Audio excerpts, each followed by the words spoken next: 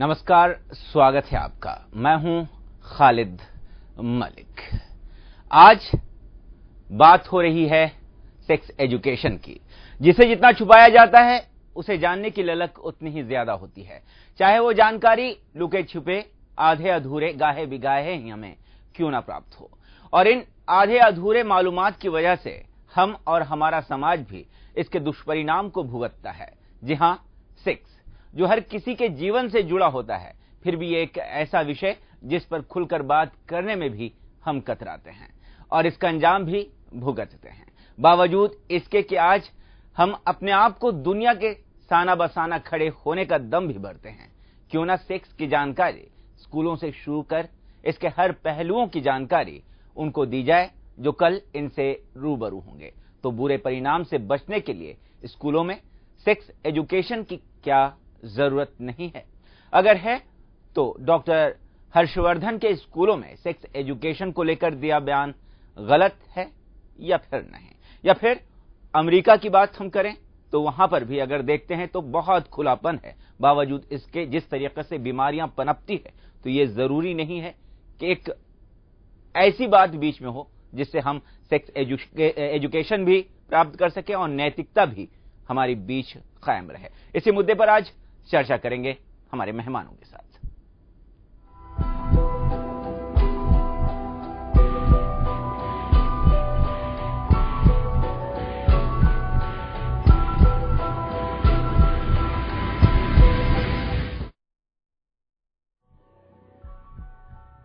Sex इस शब्द पर सार्वजनिक चर्चा से आम भारतीय परिवार के लोग आज भी झिझकते हैं। इससे जुड़े मसलों पर आज भी ज्यादातर लोग छुप छुप कर ही जानना चाहते हैं। दुनिया ने इस मामले पर अलग से शिक्षा की जरूरत तब महसूस की जब एड्स के शिकार लोगों की तादाद तेजी में बढ़ी। पिछले 7-8 सालों से हिंदुस्तान में भी सेक्स शिक्षा का मुद्दा बहस और विवाद के रूप में लगातार नजर आता रहा है। 2007 में नेशनल एड्स कंट्रोल ऑर्गेनाइजेशन और मानव संसाधन विकास मंत्रालय ने स्कूलों में सेक्स शिक्षा को प्रमोट करने की योजना बनाई थी। तब भी इसने भारी विवाद का रूप लिया था। अब एक बार फिर नया विवाद बना है। केंद्रीय स्वास्थ्य मंत्री डॉक्टर हर्षवर्धन की वेबसाइट से सामने आई उनकी एक राय से। इसमें लिखा है कि तथाकथित सेक्स शिक्षा पर पाबंदी लगे और योग को अनिवार्य बनाया जाए। दिल्ली के स्कूलों के लिए डॉक्टर हर्षवर्धन के इस विजन डॉक्यूमेंट में लिखा है कि सिलेबस में मूल्यों पर आधारित शिक्षा को शामिल करना चाहिए और छात्रों को भारतीय संस्कृति से रूबरू कराने पर जोर देना चाहिए। बात चूंकि देश के स्वास्थ्य मंत्री की वेबसाइट से बाहर आई, इसलिए हंगामा मचना लाजमी था। सेक्स एजुकेशन के लिए काम कर रहे कार्यकर्ताओं ने इसे स्कूलों पर आरएसएस का एजेंडा थोपने की मोदी सरकार की कोशिश तक करार दिया। कांग्रेस नेता मनीष तिवारी ने कहा कि इसे तालिबानी फरमान तो नहीं कहा जा सकता, लेकिन ये बेहद पिछड़ापन से भरा विचार मालूम होता है। बीजेपी ने यह कहकर पल्ला झाड़ लिया कि ये मंत्री के निजी विचार हैं। पार्टी फोरम पर इसको लेकर कोई बात नहीं हुई है। मामले पर विवाद बढ़ता देख डॉक्टर हर्षवर्धन वेबसाइट पर ही फिर सफाई लेकर आए। उनका कहना है कि उनकी जिस राय पर विवाद उभरा है वो 2007 की तब की है, जब सेक्स एजुकेशन को लेकर केंद्र सरकार का आदेश सामने आया था। डॉक्टर हर्षवर्धन ये भी कहते हैं कि वो सेक्स एजुकेशन के खिलाफ नहीं, बल्कि अश्लीलता के खिलाफ है। इससे पहले न्यूयॉर्क टाइम्स को दिए अपने इंटरव्यू में डॉक्टर हर्षवर्धन ने कंडोम को लेकर बयान दिया था, जिसको लेकर भी बवाल खड़ा हुआ था। उन्होंने कहा था कि एचआईवी एड्स पर काबू पाने के लिए पति पत्नी के बीच ईमानदार शारीरिक संबंधों को बढ़ावा दिया जाए, जो भारतीय संस्कृति का हिस्सा है। कंडोम सुरक्षित सेक्स का भरोसा दिलाता है, लेकिन सबसे सुरक्षित सेक्स पार्टनर के साथ संबंधों की ईमानदारी में ही है। इलाज से अच्छा रोकथाम है। विवाद के बाद डॉक्टर हर्षवर्धन ने अपनी सफाई में कहा था कि मीडिया के एक वर्ग में उनके बयान को कंडोम के विरोध में बताया गया, जबकि ऐसा नहीं था। वो सिर्फ ये बताना चाह रहे थे कि कंडोम के नाम पर एक गलत संदेश ये भी जा रहा है जैसे इसके इस्तेमाल से बनाया हर संबंध जायज हो। अब सेक्स एजुकेशन पर भले ही डॉक्टर हर्षवर्धन का विजन डॉक्यूमेंट पुराना हो, लेकिन उसने नई बहस तो छेड़ ही दी है कि क्या इस पर पाबंदी लगनी चाहिए या फिर किशोरों और युवाओं के बीच सेक्स से जुड़े मसलों पर जागरूकता बढ़ाने की दलील के साथ इसे लागू रखा जाए। ब्यूरो रिपोर्ट, जानो दुनिया। आज का मुद्दा में आज हमारे साथ मेहमान हैं पत्रकार सरस्वती चंद्र आचार्य जी। आपका बहुत बहुत स्वागत है। साथ ही साथ सेक्सोलॉजिस्ट हमारे साथ पारस शाह जी हैं, आपका भी बहुत बहुत स्वागत है। गिरीश ब्रह्म भट्ट प्रोफेसर हमारे साथ मौजूद हैं, आपका भी बहुत बहुत स्वागत है। गिरीश जी, हम आपसे जानना चाहेंगे, जिस तरीके से बयान आया है, जिस तरीके से बातें निकलकर सामने आई है, तो इसे आप किस रूप में देखते हैं? जिस तरह से बात है कि सेक्स एजुकेशन स्कूल से शुरू होना चाहिए या नहीं होना चाहिए बात है, तो स्कूल में और भी तो सब्जेक्ट है। अभी जिस तरह से पढ़ाई चलती है और जिस तरह से पढ़ाई में बच्चे जो ध्यान दे पा रहे हैं, नहीं दे पा रहे हैं, तो ये एक सब्जेक्ट ज्यादा करने से क्या होगा ये भी देखना पड़ेगा। सेक्सोलॉजिस्ट हमारे साथ मौजूद हैं पारस जी, हम आपसे जानना चाहेंगे कि जिस तरीके से क्या ये शिक्षा जरूरी है स्कूलों में, जिस तरीके से बातें सामने आ रही हैं?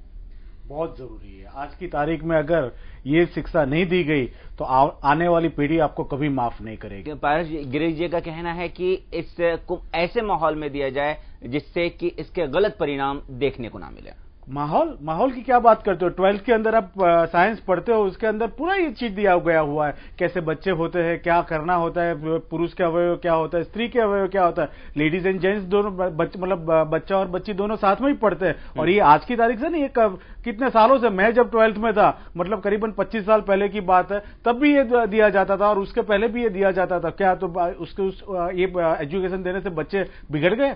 जी आचार्य जी, हम आपसे ये जानना चाहेंगे कि डॉक्टर हर्षवर्धन जी का बयान आया है, कह रहे हैं कि 2007 का था वो, मगर उनकी मानसिकता का तो पता चलता है कि वो क्या सोचते थे इस बारे में। इस बारे में आप एक पत्रकार की हैसियत से क्या सोचते हैं कि सेक्स एजुकेशन क्या स्कूलों में होना चाहिए? नहीं, देखिए, सेक्स एजुकेशन की बात आती है तो सेक्स शब्द सुनकर हम अक्सर लोग उनका विरोध करने लगते हैं और एजुकेशन पीछे छूट जाता है। जी, बच्चे जब एडोलेसेंस एज में आते हैं, बड़े होते हैं, सबसे पहले हर एक मनुष्य को ऐसा प्रश्न होता है कि मैं कौन हूं और मैं कहां से आया हूं। और ये ऐसे सवाल जब बढ़ता है, बच्चा अपने माँ बाप को पूछता है तो उसका क्या उत्तर देना सब माँ बाप को पता नहीं होता है। तो उससे अच्छा है कि स्कूल में उसे पढ़ाया जाए। और जहां तक पारस जी ने कहा कि साइंस के स्टूडेंट्स तो अक्सर पढ़ते ही हैं, दूसरे स्टूडेंट्स को भी, दूसरी फैकल्टी के स्टूडेंट्स को भी वो किस तरह से उसको इनकलकेट कर सके, पढ़ सके, उसका कुछ प्रावधान होना चाहिए। जरूरी नहीं कि वो अलग सब्जेक्ट के रूप में पढ़ाया जाए। साइंस या रिलेटेड सब्जेक्ट में जहां जहां जरूरत है उसको इंक्लूड कर सकते हैं हम। आप आचार्य जी ये बताने की कोशिश करेंगे कि केंद्रीय स्वास्थ्य मंत्री हैं डॉक्टर हर्षवर्धन, उनके इस बयान को किस रूप में देखा जाए, क्योंकि उनका बयान कोई आम आदमी वाला बयान नहीं, वो स्वास्थ्य मंत्री हैं देश के।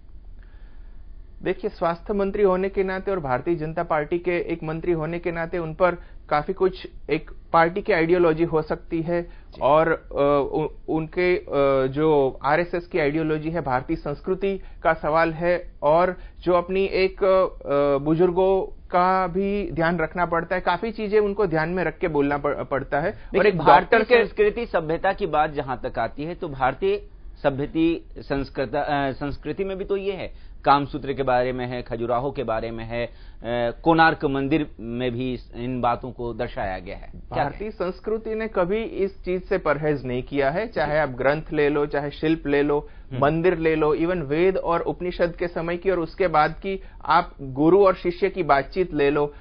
पितामह भीष्म भी जब बाणशैया पे पड़े थे तो जब पांडव उनको ज्ञान लेने के लिए कुछ पूछने गए तब भी इस बात का जिक्र हुआ था। तो भारतीय संस्कृति ने कभी इससे मुंह नहीं फेरा है। लेकिन सच में सेक्स एजुकेशन की जरूरत माँ बाप और पुरानी पीढ़ी को है, जो इस एक शर्म की स्थिति महसूस करते हैं। जो कुछ प्रश्न आते हैं तो उनको जवाब देना भारी पड़ जाता है या वो पता नहीं रहता कि किस तरह से इसको हैंडल करें, क्योंकि छोटे बच्चे हैं और युवा वर्ग है, वो सूचना क्रांति के कारण बड़ों से एक कदम आगे चल चुका है। जी, उसके पास इंटरनेट है, मोबाइल फोन है, उनके पास सब कुछ है जिसके द्वारा वो जो चाहे लेटेस्ट जानकारी ले सकता है। तो अब उनको कैसे हैंडल करना है, किस उम्र में किस तरह से उनके साथ डील करना है और कैसे जवाब देना है, वो माता पिता को सीखना आवश्यक रहेगा। जी गिरीश जी, हम आपसे ये जानना चाहेंगे कि डॉक्टर हर्षवर्धन का बयान आता है, कहा यह जाता है कि 2007 का था वो बयान, और इस तरीके से कहीं ना कहीं मानसिकताओं का पता चलता है। तो हम आपसे ये जानना चाहेंगे कि आप उनके बयान को किस रूप में देखते हैं?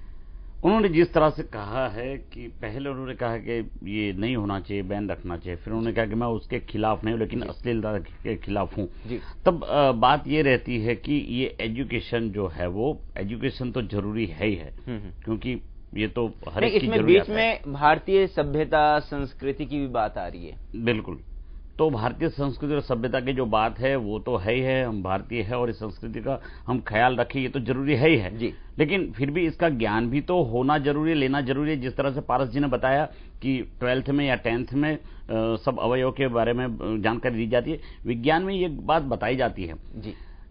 उसी में अगर हम कुछ ऐड करके इस तरह से बताएं ताकि कहीं पर ऐसा कुछ महसूस न हो, ये भी जरूरी है। पारस जी, आपका कहना यह है कि जो सेक्स एजुकेशन है बहुत अहम है, जरूरी है और होना चाहिए। ऑब्वियसली 100% होना चाहिए। और सेक्स एजुकेशन आज की बात नहीं है, जैसे साहब ने बताया वो सालों से दिया जाता है, मंदिरों की दीवार में दिया जाता है। पहले के जमाने में इंटरनेट नहीं था, टीवी नहीं हुआ करते थे, न्यूज़पेपर नहीं हुआ करते थे। लोग गांव में क्या करते थे, खेत में गए, शाम को आए, मंदिर में दर्शन करने गए, छोटे बच्चे से लेके बुढ़ऊ सब मंदिर में दर्शन करने जाते थे। तो उस समय के राजा लोगों ने सोचा कि एक ये ऐसी जगह, कॉमन जगह है कि समाज का हर वर्ग यहां आता है, छोटे से लेके बड़ा, पैसे वाले से लेके मजदूर लोग भी यहां पे आते हैं। तो उन्होंने मंदिरों की दीवार पे सेक्स एजुकेशन देना शुरू किया। लेकिन मुगलों ने अपने पे अटैक किया तो अपनी प्रायोरिटी चेंज हो गई, अपनी प्रायोरिटी आ गई अपना स्वरक्षण करने की आ गई। और उस टाइम से जो पर्दा पड़ा है वो आज की तारीख में भी पर्दा पड़ा हुआ है। और जो भी पर्दा उठाने का प्रयत्न करता है या तो उसको कहलाने वाले ये धर्मगुरु या तो पॉलिटिशियन उसका अपोज करते हैं। भारतीय संस्कृति सभ्यता की बात निकलकर सामने आती है। पारस जी का कहना है कि सेक्स एजुकेशन स्कूलों में होना ही चाहिए, बावजूद इसके कि अमेरिका में हर चीजों के बारे में जानकारी है, मगर कहीं ना कहीं वो ये कहते हैं कि रिश्तों में ईमानदारी बरतनी ही चाहिए। आचार्य जी, हम आपसे ये जानना चाहेंगे, अमेरिका तो बहुत कुछ जानता है, बहुत जानकारी है उनके पास, हर चीज ओपन है, खुलासा है, बावजूद इसके वो मानते हैं कि नैतिकता भी बहुत अहम चीज है और रिश्तों में ईमानदारी भी बहुत जरूरी है। तो क्यों इस बात से इनकार किया जा सकता है?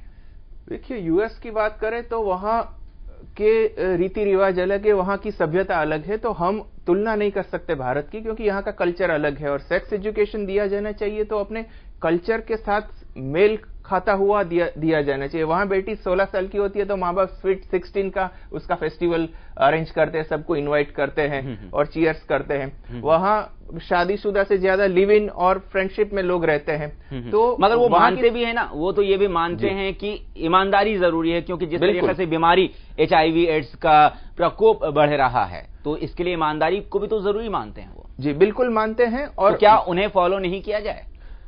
पूर्ण रूप से नहीं, क्योंकि हमारे यहाँ जो हम मानते हैं कि कुछ लोगों को आज मैंने कहते हुए सुना कि आप सेक्स एजुकेशन मत दीजिए, आप नैतिकता का पाठ पढ़ाइए, आप योगा पढ़ाइए, आप मेडिटेशन पढ़ाइए। तो ये बात और सेक्स एजुकेशन दोनों ऑपोजिट नहीं है, दोनों आप साथ में लेके चल सकते हो, क्योंकि एक स्वस्थ जीवन के लिए ये सब कुछ जरूरी है। हमारे शास्त्रों में या हमारे पूर्वजों ने एक सुखी जीवन का फंडा निकाला था कि धर्म, अर्थ, काम और मोक्ष ये चारों मनुष्य के जीवन के पड़ाव है और तभी लाइफ में बैलेंस रह सकता है। बिल्कुल। गिरीश जी, हम आपसे ये जानना चाहेंगे कि बात हो रही है, बहुत सारी बातें हो रही है, खजुराहों की भी बात हो गई, कोणार्क की भी बात हो गई, बात नैतिकता की भी हो गई, तो क्या भारतीय संस्कृति और सभ्यता भी तो इन चीजों की इजाजत देता है कि सीखने की इजाजत देता है? मंदिरों में आपको ये बातें सिखाई गई है, मंदिरों की दीवारों में ये बातें सिखाई गई है, तो हम कैसे सेक्स एजुकेशन को इसके खिलाफ माने? वैसे सेक्स तो पार्ट ऑफ लाइफ है जी, उसका इनकार तो किया ही नहीं जा सकता। सेक्स का एजुकेशन अब इसलिए शायद जरूरी है, आज तक तो जरूरी था नहीं जी, ये एजुकेशन नहीं दिया जा रहा था, फिर भी समाज तो चल रहा था। लेकिन क्योंकि अब जिस तरह से उम्र, छोटी उम्र में भी एडोलेसेंस पीरियड जो आ जाता है, शादी की उम्र जो है वो वैसे बढ़ गई है करियर से लेकर के, तो इस हिसाब से अगर सेक्स का एजुकेशन जरूरी है सब मानते हैं, तो जिस तरह से वो देना चाहिए वो एक तरीका भी सोचना पड़ेगा। जी, मगर आप प्रोफेसर हैं, आपसे एक सवाल है कि बहुत सारे राज्यों ने सेक्स एजुकेशन को लागू नहीं किया है, जैसे गुजरात में लागू नहीं हुआ है और भी राजस्थान में शायद लागू नहीं हुआ है, महाराष्ट्र कहता है कि हम रिव्यू करके लागू करेंगे, तो क्यों नहीं फिर सेक्स एजुकेशन को लागू कर रहे हैं? मतलब क्योंकि ये लागू करने के लिए बहुत कुछ सोचना पड़ेगा जी, और इसीलिए शायद हो सकता है ये लागू न करे, और जब ये लागू करते हैं तो समाज का भी रिजेक्शन होगा या समाज उसको नहीं स्वीकारेगा, ये भी तो बात है, इसलिए भी तो कुछ लोग पीछे हट रहे हैं, शायद ये भी तो वजह हो सकती है। जी पारस जी कुछ कहना चाह रहे हैं आपके? आपके पास मेरे ख्याल से माहिती पूर्ति नहीं है। जी। गुजरात के अंदर सेक्स एजुकेशन कम से कम 10 साल से दिया जाता है। मैंने खुद कई म्यूनिसिपल स्कूलों में लेक्चर्स उसके दिए हैं। म्यूनिसिपल स्कूल वालों ने मेरे को बुलाया है, मैंने उसको उनके अंदर 7, 8, 9, 10 स्टैंडर्ड तक के बच्चों को सेक्स एजुकेशन का दिया। उन्होंने थोड़ा शायद समाज की डर की वजह से या कोई ऑर्गेनाइजेशन की डर की वजह से उसको सेक्स एजुकेशन का नाम चेंज करके एड्स एजुकेशन दे दिया। बात एक ही है, बात देखिए सेक्स एजुकेशन और बात कुछ और एजुकेशन अलग अलग। जब लागू की बात हो रही है, जब लागू करने की बात हो रही है तो लागू सेक्स एजुकेशन लागू। आप मेरी बात सुनिए जी, नाम बदल दीजिए, आप नाम बदल के लागू कीजिए, कंटेंट नहीं चेंज होता है, कंटेंट तो वही रहता है। मगर आप सेक्स एजुकेशन बोलिए या एड्स एजुकेशन बोलिए, दोनों का फंडा तो वही है और वो एजुकेशन वही दिया जा रहा है। सेक्स शब्द से लोगों को चिंता हो जाती है कि हमारे बच्चों को क्या पढ़ाया जाएगा, क्या होगा क्या नहीं होगा। लेकिन नहीं, ये देखिए जो मैंने बातें बोली, जो जी नाम बदल बदल के एजुकेशन जो दिया जा रहा है, तो क्या हमें डर है कहीं ना कहीं? क्योंकि महाराष्ट्र भी कहता है कि हम रिव्यू करेंगे, तो डर तो है ना कहीं ना कहीं। डर किसका है? डर है पॉलिटिशियंस का। पॉलिटिशियन को किसका डर है? धर्मगुरुओं का। धर्मगुरुओं को किसका डर है? इनको किसी का डर नहीं है। लेकिन जो बोली प्रजा है उसको काबू में रखने की जब बात है, आप देख लीजिए आसाराम बापू का केस है या बाकी और लोगों का केस में देख लीजिए, उन्होंने कभी भी मतलब उन्होंने क्या किया? जो केस की माहिती बाहर आ रही है उसके मुताबिक तो ऐसा ही लगता है उन्होंने शोषण किया हुआ है सबका। जी जी, मैंने कुछ प्रैक्टिकल प्रॉब्लम्स हो सकते हैं जिनको दूर किया जा सकता है। मैंने एक प्रिंसिपल मैडम की बाइट देखी कि कुछ टीचर्स को कंफर्टेबल नहीं है ये कुछ विषय पढ़ाना, कुछ चैप्टर्स पढ़ाना, तो इसका कुछ इलाज किया जा सकता है कि गर्ल्स को मैडम पढ़ाए या सर है वो मेल स्टूडेंट्स को पढ़ाए, या फिर डॉक्टर्स जैसे प्रोफेशनल्स को बुला के एडोलेसेंस के बारे में अवेयरनेस के अलग से क्लासेस रखे जाएं, जिसमें सब मिलके या चाहे तो माँ बाप के साथ, चाहे तो अलग अलग एज कैटेगरी में वो कर सके। क्योंकि कई बार ऐसा हो सकता है कि टीचर्स खुद उनके लिए प्रिपेयर्ड नहीं हो, तो प्रोफेशनल्स, मेडिकल प्रोफेशनल्स की भी सहायता ली जा सकती है। आचार्य जी, हम ये आपसे जानना चाहेंगे कि चलिए सेक्स बहुत जरूरी एजुकेशन है, जरूरी देना चाहिए, लोगों को देना चाहिए, बच्चों को देना चाहिए, क्योंकि भविष्य है वो अपने देश के। मगर सवाल ये हो रही है कि सरकारें डरती क्यों हैं, सरकारें लागू क्यों नहीं कर रही हैं? इसमें दो चीजें हैं। एक तो फुल प्रूफ एक फॉर्मूला होना चाहिए, और कई बार फॉर्मूला है वो ट्रायल एंड एरर मेथड से आता है जी, कि जो सर्व स्वीकृत फॉर्मूला है वो इंप्लीमेंट किया जाए। साथ में हम जानते हैं कि सरकार के लिए जो एक बहुत बड़ा वोट बैंक भी हो सकता है जो इसका विरोध कर रहा हो, या वो वोट बैंक जो सरकार पे भारी पड़ रहा हो, ऐसा भी हो सकता है जिनको वो नाराज नहीं कर सकते हो या करना नहीं चाहते हो। लेकिन सरकार खुले दिल से उनको भी समझाए, डिस्कस करे कि सेक्स एजुकेशन यानी सेक्स कैसे करना वो नहीं बताते हैं, लेकिन अपने शरीर के बारे में हम सिखाते हैं, अपने शरीर के चेंजेस के बारे में साइंटिफिक सिखाते हैं। अगर आप अपने शरीर को समझोगे तो ही अपने आप को प्यार कर सकोगे। अगर दूसरे के शरीर की रचना समझोगे तो फिर उनको जान सकोगे, उनको आप पूरी तरह से अपना सकोगे। गिरीश जी, आप क्या कहना चाहेंगे इस बारे में? बिल्कुल सही बात है कि क्योंकि सेक्स का एजुकेशन जब देना है तो पुरुष क्या है, स्त्री क्या है, दोनों में फर्क क्या है, दोनों एक दूसरे के लिए किस तरह से बने हुए, ये जानकारी देनी जरूरी तो है ही, और उसके साथ वो इस तरह से दी जाए कि वो सेक्स एजुकेशन है ऐसा कहना, उसकी जगह से सेक्स के बारे में एक इंफॉर्मेशन है, अवेयरनेस है, अवेयरनेस की तरह से काम हो, यानी कुछ बदल कर ये बातें अवेयरनेस वाले। दूसरा ये भी ध्यान रखना पड़ेगा अगर इसको लागू भी करना है तो, क्योंकि सीखने वाली बहुत सी बातें हैं जो पूरे साल में नहीं सीख पाते, मतलब सिलेबस पूरा नहीं होता है, जो है वो भी पढ़ाया नहीं जा सकता, ऐसी भी बातें साल में होती है। बहुत कुछ सिखाया जा सकता है। सेक्सोलॉजिस्ट के हिसाब से पारस जी, आखिर मुद्दे में आखिर आप क्या कहना चाहेंगे, इसका कंक्लूजन क्या निकालना चाहेंगे? मैं ये कहना चाहूंगा कि अगर आपके बच्चे को कोई भी सवाल आता है, क्योंकि क्यूरियोसिटी होती है, क्यूरियोसिटी बच्चों को नहीं होगी तो किसको होगी। और जब वो सेक्स की क्यूरियोसिटी आती है तो सबसे पहले वो किसको पूछता है, माँ बाप को पूछता है। लेकिन जब भी माँ बाप को पूछा जाता है तो माँ बाप उसको डांट देते हैं, इतनी गंदी बात करता है, ये गलत काम करता है, ऐसे करके उसको डांट देता है। तो बच्चे के पास एक ऑप्शन और रहता है, वो टीचर्स होते हैं। टीचर्स खुद अपनी सेक्सुअलिटी से कंफर्टेबल नहीं है, जैसे कि अभी बताया गया कि भाई मेल अलग सिखाए, फीमेल अलग सिखाए, तो कंफर्टेबल लेवल नहीं है। इसी वजह से तो जब शिक्षक अपने कंफर्टेबल लेवल में नहीं होगा तो वो आंसर नहीं देगा। तो उसके पास एक लास्ट उपचार बचता है कि उसके कलीग्स को पूछेगा, उसके फ्रेंड्स को पूछेगा। उसके फ्रेंड्स की उम्र उसके जितनी होती है, उसका नॉलेज भी उसके जैसा होता है। उसकी वजह से काफी बार मैंने देखा है सेरिया होती है, सेक्स की प्रयोगशाला बन जाती है। वो सब आप रोकना चाहते हो तो उसको प्रॉपर ज्ञान दीजिए, प्रॉपर ज्ञान देना बेहद जरूरी है। तो आचार्य जी, साथ ही साथ पारस शाह जी और गिरीश ब्रह्म भट्ट जी, आप स्टूडियो में, आप तीनों का बहुत बहुत धन्यवाद। तो आज का मुद्दा में बस इतना ही, दीजिए इजाजत, नमस्कार।